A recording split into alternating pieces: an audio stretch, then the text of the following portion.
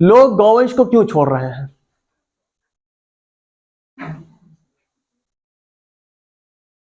अच्छा, गाय भैंस दोनों रखते हैं लोग? गौवंश को तो छोड़ रहे हैं, पर भैंसों को तो कोई नहीं छोड़ रहा है, ऐसा क्यों है? बूढ़ी भैंसे, उनके नर पड़वे भैंसे आपको कभी दिखे छुट्टा? जबकि लोग गाय से ज्यादा भैंस रखते हैं, तो लोग क्यों नहीं छोड़ रहे हैं उन्हें? लोग भैंसों को क्यों नहीं छोड़ते हैं? क्योंकि सारी बूढ़ी भैंसें और उनके सारे नर पड़वों को सारे लोग कसाई को बेचते हैं, सारे के सारे जाते हैं सब कसाई के पास। आपके गांव में भी तमाम लोग घूमते रहते हैं कंकाली कह के और ऐसे ऐसे खरीदने के लिए, वो लेकर जाते हैं कसाईयों के पास ही। भारत दुनिया का अग्रणी बीफ निर्यातक है। बीफ क्या होता है? गाय और भैंस का मांस। उसको बेचने वाला सबसे बड़े देशों में से एक है भारत। सऊदी अरब आप लोग जानते हो? सऊदी अरब को सबसे ज्यादा गाय भैंस का मांस कौन सा देश बेचता है? अपना देश। और वो गाय भैंस कहां से आती है? हमारे घरों से, और कहीं से नहीं। सारी भैंसें सब हमारे घरों से ही जाती हैं। जितनी भैंसें आप चारों ओर देखते हो, अंत में वो बहुत दर्दनाक तरीके से कटती हैं सारी भैंसें। उनके नर बच्चे 5, 6, 7, 8 महीने में ही बेदर्दी से मारे जाते हैं। तो इस कारण से लोग भैंसों को नहीं छोड़ते हैं, बेच देते हैं। गौवंश को लोग क्यों छोड़ देते हैं?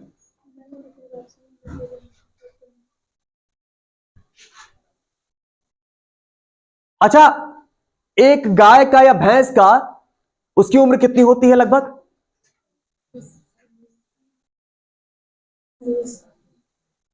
20 साल तो प्राकृतिक उम्र है। किसी घर 20 साल नहीं जिंदा रहती गाय भैंस। मुश्किल से 13-14 साल, वो भी जिसकी बहुत अच्छी डाइट है, बढ़िया, जिसको पौष्टिक आहार खिलाया जा रहा है, वरना 10-12 साल में ही निपट जाती है ना? तो मान लो 13-14 साल की उम्र है। एक गाय का, भैंस का, उसके जीवन में कितना बच्चा पैदा करवाया जाता है? कहते हैं ना, कितने बेद दुहा जाता है, बताओ? 7-8, कुछ लोग 10-10 बार तक कर लेते हैं, कुछ लोग 7 मान लो, मिनिमम 7 मान लो। एक गाय का या भैंस का हमने 14 साल के जीवन में 7 बच्चा पैदा करवा लिया। पूरे गोंडा में किसी का औकात होगी उन 7 को, जिसमें शायद 3-4 नर भी हो, है ना? उन सबको पूरे जीवन रखकर खिलाएगा। गोंडा में कोई ऐसा होगा, कोई ऐसा आदमी जो कर सके ऐसा? 14 साल में सिर्फ एक गाय का 7 बच्चा। अगर उसके बाद 2-3 गाय है, बारी बारी से सबको गर्भाधान करवा रहा है, तो 7 दूनी 14 हो गए। उनको पूरे जीवन रखकर खिलाएगा। है कोई कर सकता है? गोंडा छोड़ो, उत्तर प्रदेश में कोई कर सकता है? कर सकता है? अरे हाँ ना तो बोलो। पूरे भारत में कोई कर सकता है? कोई नहीं कर सकता। तो चूंकि हम लोग जबरदस्ती एक के बाद एक, गाय को हमने, भैंस को गर्भवती करवाया, 9.25 महीने में उसने बच्चा पैदा किया, बच्चे के लिए दूध बनाना शुरू किया, दूध बनना बंद हुआ नहीं, दोबारा उसको गर्भधारण करवा दिया। एक के बाद एक उसके इतने बच्चे पैदा करवा लेते हैं, हमारी औकात ही नहीं है उन सबको रखने की। यही वजह है कि हम सारी भैंसों को, उनके नर बच्चों को कसाई को बेचते हैं और गौवंश को हम छोड़ देते हैं। अब लोगों के घर भूसा निकलता है ना, 2 जानवर 3 जानवर खिलाने भर का भूसा हर किसी के घर होता है ना? तो मान लो हमारे घर एक गाय है, एक बछड़ा है, उसको खिलाने भर का भूसा हमारे पास है, थोड़ा बहुत चारा दाना का भी हम व्यवस्था कर लेते हैं, खिला ले रहा है।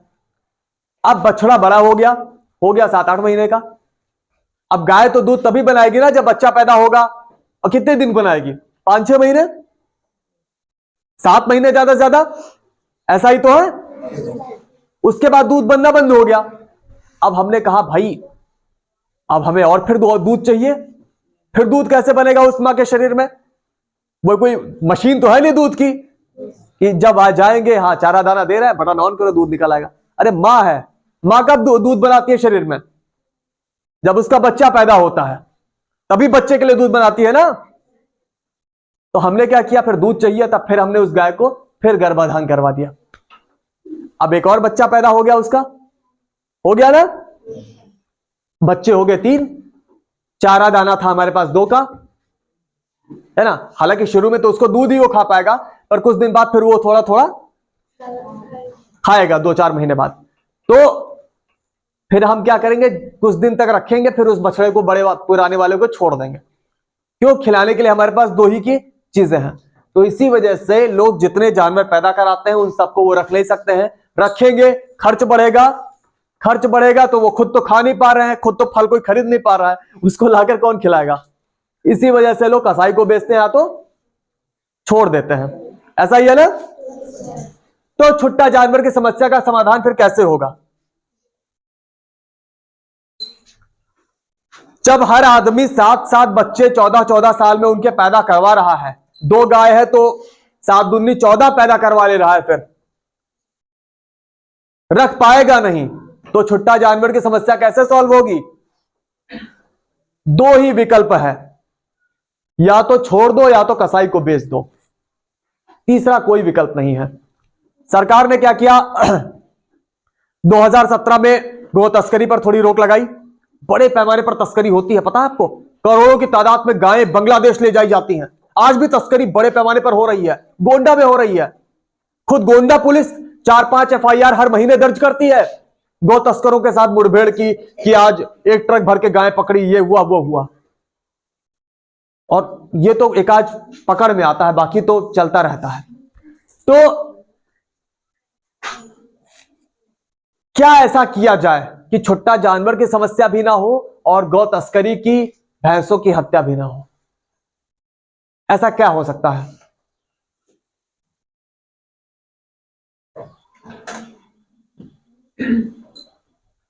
सरकार ने जब 2017 में गौ तस्करी पर रोक लगाई तो अब गाय कम जा रही थी कसाई के पास, तो बहुत सारी गायें चारों तरफ दिखने लगी।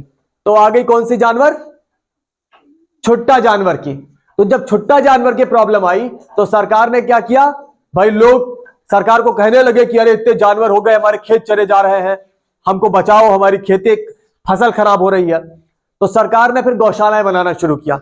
इस समय गोंडा में करीब 180 गौशालाएं हैं, चारागाह की जमीनों पर सारी बनी है। आपको पता है गौशाला कहना उनको गलत है, वधशालाएं हैं। कोई भी गौवंश सिर्फ कुछ महीने का मेहमान होता है वहां पर।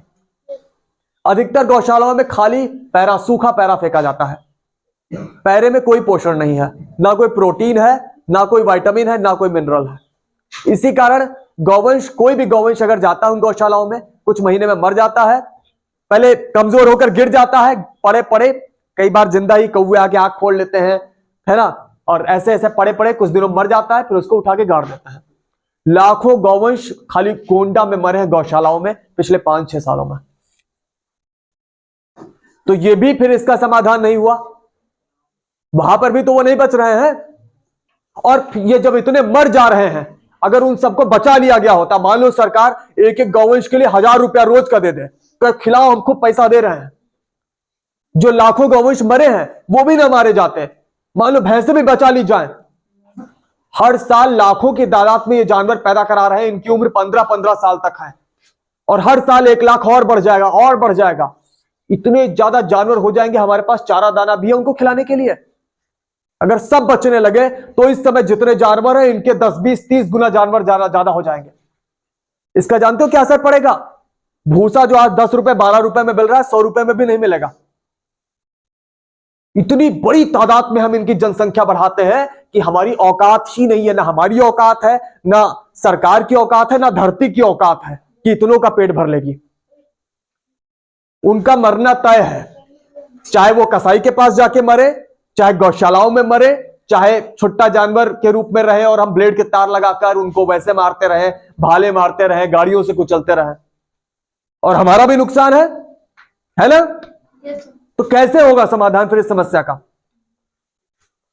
सिर्फ एक तरीका है, जबरदस्ती उनकी जनसंख्या बढ़वाना हम बंद कर दें।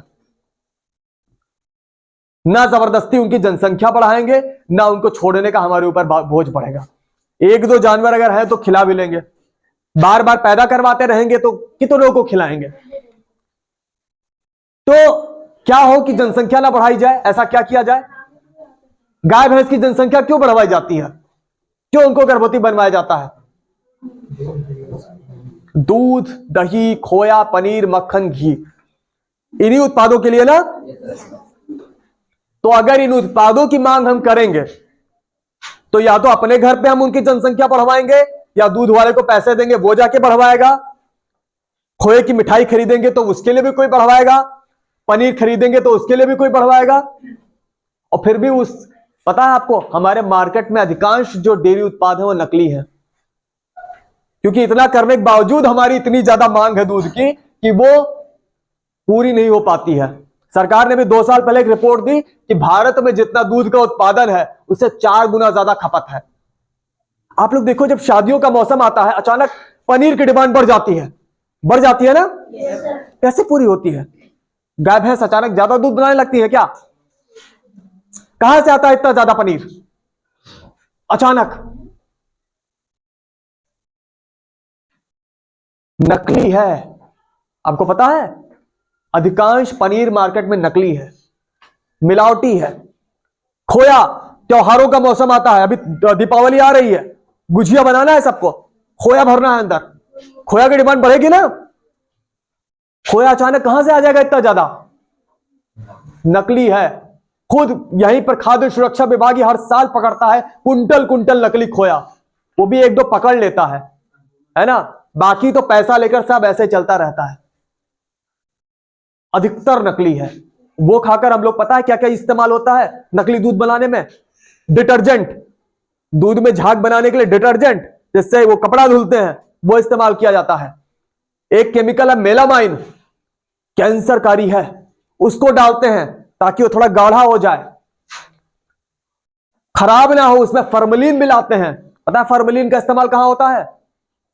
आप लोगों ने कभी क्या उसमें बायोलॉजी के लैब में देखा होगा, कुछ मरे हुए जानवरों को एक लिक्विड में रखा जाता है, वो जानते हो क्या होता है? फॉर्मेलिन।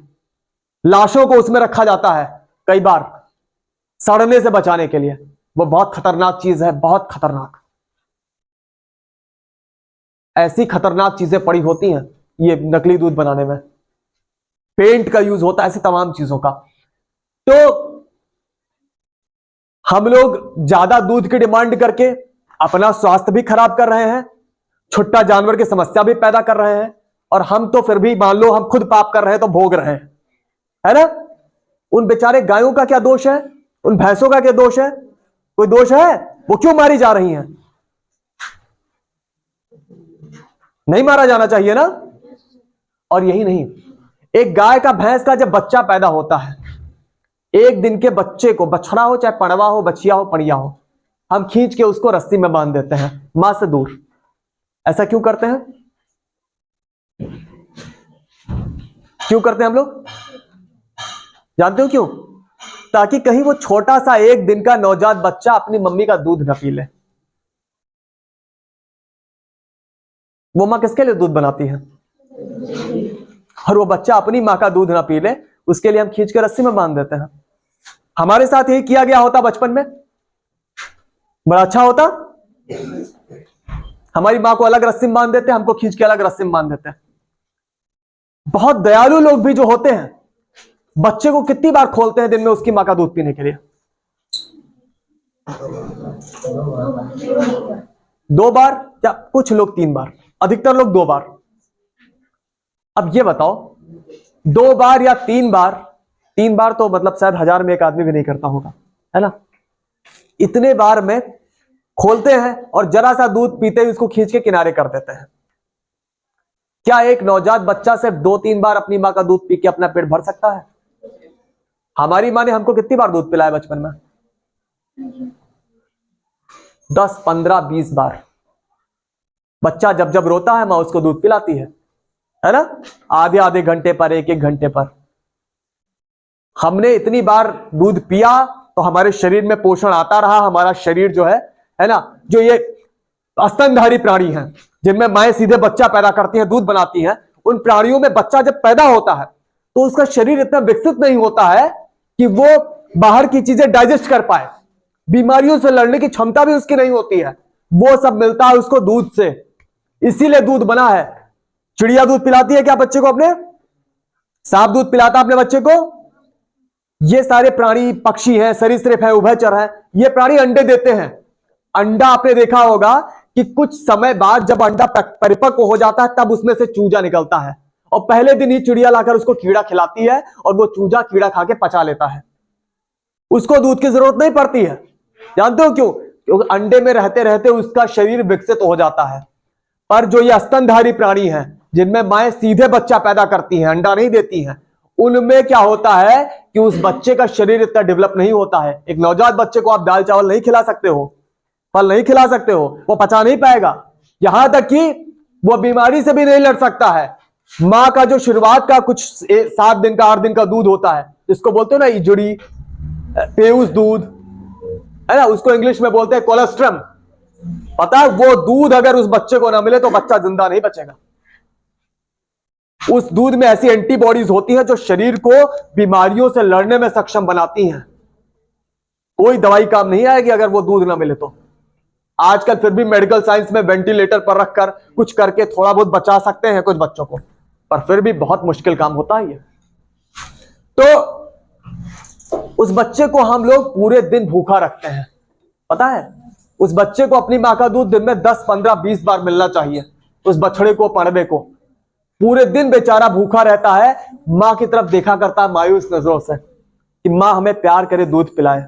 मां अपने बच्चे की तरफ देखा करती है कि हमारी बच्चे को प्यार करें, दूध पिलाएं। हम दोनों रस्सी में बंधे मायूस नजरों से एक दूसरे को देखते हैं। मां की ममता का ही तो शोषण करते हैं हम लोग, करते हैं ना। और फिर बहुत गर्व से कहते हैं, अरे हम तो अपनी मां की बड़ी इज्जत करते हैं, है ना, हम तो नारी का सम्मान करते हैं, गाय हमारी माता है। अरे कोई माता के साथ ये सब कुछ करता है क्या? माता हमने कहा था सबको, धरती को माता कहा हमने, नदियों को माता कहा, है ना। जो भी माता स्वरूप है हम उनको माता कहते हैं। माता का मतलब यह नहीं कि उनका दूध छीन के खा लो, यह माता का मतलब नहीं है ना। माता का मतलब क्या है कि वो हमसे बड़ी है, नारी स्वरूप है, तो हम उनका सम्मान करते हैं, है ना। बड़ी महिला को भी देखते हैं कि माते नमस्ते, ऐसे कहते हैं ना, माता जी। तो हम लोग कितना बुरा करते हैं उनके साथ, क्या अच्छी बात है? और इसके बाद हम लोग इंसानियत की बात करें, है ना, अच्छे होने की बात करें, बड़ा पुण्यात्मा होने की बात करें, धार्मिक होने की बात करें, क्या कर सकते हैं? आपको पता है कंस एक समय गौवंश के ऊपर बड़ा अत्याचार कर रहा था। तब भगवान कृष्ण आए थे और कंस को मारा था। भगवान कृष्ण ने लोगों को सिखाया था कि गायों को बांधना नहीं है, उनको प्यार करना है। वो बांसुरी से गायों को बुलाते थे, उन्होंने रस्सियां खुलवा दी थी। वो बछड़ों को खोल देते थे कि जाओ अपनी मम्मी का दूध पी लो। हाँ, एक दिन के थे जब उनकी मां से उनको अलग कराया गया कारागार से। अब एक दिन का बच्चा मां का दूध नहीं पाया उसके बाद, तो फिर उसको दूसरी मां का दूध लेना पड़ा। तो उन्होंने थोड़ा सा दूध गाय का पिया, लेकिन फिर पूरे जीवन गोपाल बनकर उन्होंने गायों की रक्षा की। गायों के ऊपर जो अत्याचार कंस कर रहा था, उतना ही अत्याचार या शायद उससे भी ज्यादा अत्याचार आज हम लोग कर रहे हैं। पूरे जीवन बेचारी को बांध के रखते हैं, एक के बाद एक इतनी बार गर्भवती बनवाते हैं कि जिस गाय की उम्र 20-25 साल होनी चाहिए वो 10-12 साल में बुढ़ी होकर मर जाती है। इंसानों में कहते हैं कि दो बच्चों के बीच में 3 साल का अंतर रखो। बार बार बच्चा पैदा होगा तो मां का शरीर टूट जाएगा, मां मर जाएगी, बच्चा मर जाएगा। और गाय के साथ क्या करते हैं? बुरा करते हैं ना। तो उसके साथ बुरा कर रहे हैं, वही कारण है कि हमारे साथ आज बुरा हो रहा है। छुट्टा जानवर की समस्या हम ही ने पैदा किया है ना। वो भी जो अत्याचार हम उन गायों भैंसों के ऊपर कर रहे हैं, उसका परिणाम तो अभी कुछ भी नहीं मिला है हमको। मिलेगा कि नहीं? कर्म में आप लोग यकीन रखते हैं? एक मां की ममता का शोषण जो हम लोग कर रहे हैं, उस बेचारी की हत्या करवा रहे हैं ना। दूध पीकर उनकी हत्या ही तो हो रही है। सारी भैंसे कसाई को, कुछ गौवंश भी कसाई को, बच्चे गौवंश गौशाला में मरवा रहे हैं हम लोग, गाड़ियों से कुचलवा रहे हैं, ब्लेड के तार से मरवा रहे हैं। हत्या नहीं कर रहे हम लोग उनकी, अपने हाथों से करें या दूसरे से करवाएं।